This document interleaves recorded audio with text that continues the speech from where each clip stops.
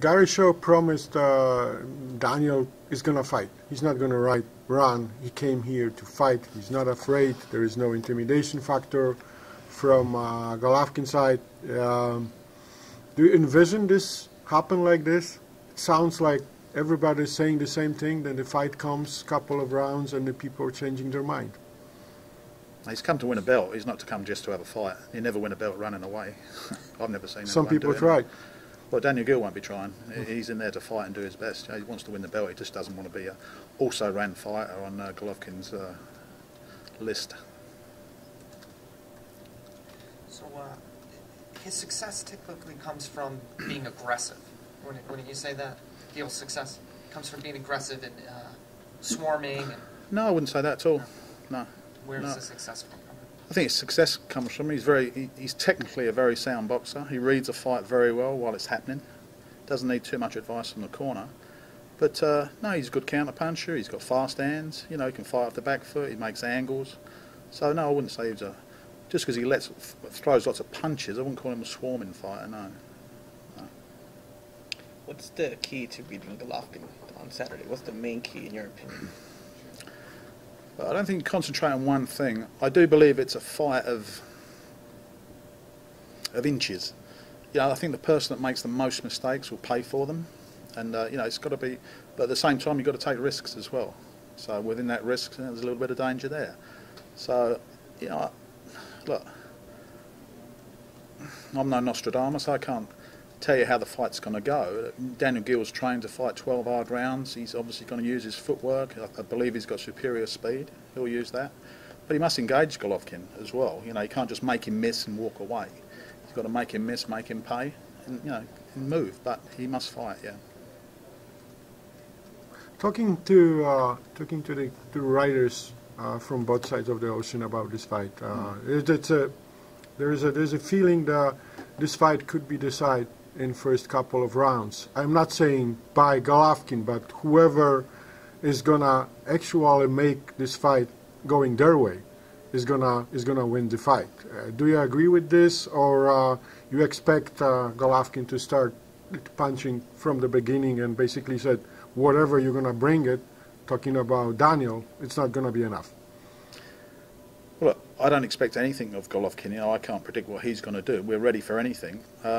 Do the first two rounds make a difference to a fight? Sure they do. We want to come back after the first round knowing that we've won the first round and the second round. So, you know, we're not up for a late start or feeling Golovkin out or getting the distance or anything like that. Every round's just as important as the next one. So I don't see any bearing on the first, second, eighth, ninth. Nobody's been able to figure out Golovkin up to this point. You know, everybody's talking about his punching power. You know, everybody's talking about his knockout percentage. Yeah. In your training camp, what do you tell Daniel in order for that not to really be a factor, but just to go in there and fight his fight and get the victory? Well, if I told him about it, I would be telling him about it. So I haven't really spoke about it, to be honest. I mean, it's no fault. He knows he's a big puncher, Golovkin, but I can't dwell on that. You know what I mean? I've got to work on the other things. The idea is that Daniel doesn't get hit by the big punches. If he does at some stage, yeah, sure, he's going to find out if he can wear it. But Daniel Geale's a lot tougher than what he looks and speaks and most people's opinion of him. You know, so now that the punching part, he's also an actually technical boxer too, Golovkin. So we can't just look, oh, he's a big puncher, just watch out for those big punches. If we do that, we'll lose it on points, even if we don't get caught with a big punch. So he's also an excellent boxer. So, you know, no, I don't look at the punching part and go, this is so important, you don't let him hit you. He's going to get hit. You know, it's boxing. So I've never dwelt on that, no.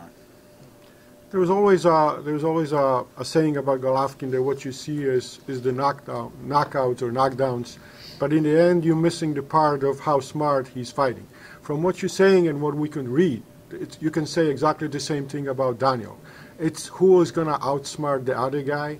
It's a more like a mental battle than the physical battle on Saturday. As much a mental battle, for sure. Yeah, definitely. Definitely, I'd agree with that.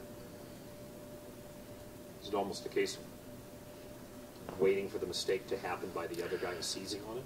I don't think we can do that neither. We can't wait around, and so, you know, I'll be honest, I've studied him, obviously, but Daniel Geale's not going into this fight waiting for him to do certain things. Boxers should improve every fight. He's got a great trainer. He should have improved from his last fight, as Daniel Geale should have. So I can't be looking at things that might never happen. So, we'll just wait and see.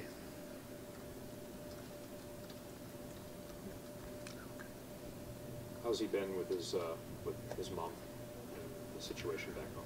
But that's a personal thing, and I don't dwell on it. I ask him how his mum is now and again, but it's not an everyday thing, and it's never been a thing that we go out training every day and bring his mum up and you're doing this for your mum or whatever. That's his personal sort of. Yeah, he takes that on board personally. We don't make that a big thing with him. If he wants to talk about it, I'll talk about it. But he's a very private person in regards to that. Do you feel a sense of any distraction? None whatsoever. Probably the other way around. So this is a way to get away from it? Yeah, sure. Yeah. Are you using as, the expectations are pretty clear. I mean, we're not going to, beat around the bushes. I mean, this is the showcase for Gennady Golovkin to knock out the other guy in a big house. We all know it. I mean, if we say it or not, it's a different story. Are you using this, various stories about how everybody expects Golovkin to win to extra motivate Daniel, or you don't need it because this is the World Championship fight. You don't need the extra bullet in the material. No, we don't need that. I don't dwell on that at all. It's just another fight. It's a very important fight for both of them. But I certainly don't dwell on that side of it. If I did that, that's negative stuff for us. I'm concentrating on what Daniel Geale is going to do and not what Gennady Golovkin is going to do. How important is this fight for the middleweight division in boxing overall? Look, I'm a boxing fan too. Gennady's been built up, rightly so, and whoever they've put in front of him, he's managed to stop them, and he's going real well at the moment. Daniel Geale's his biggest test thus far. So, until the fight's finished, we don't know. Will Daniel Geale walk away, the giant killer? Does Gennady go on? Oh, just another person, that got in our way and we're moving on?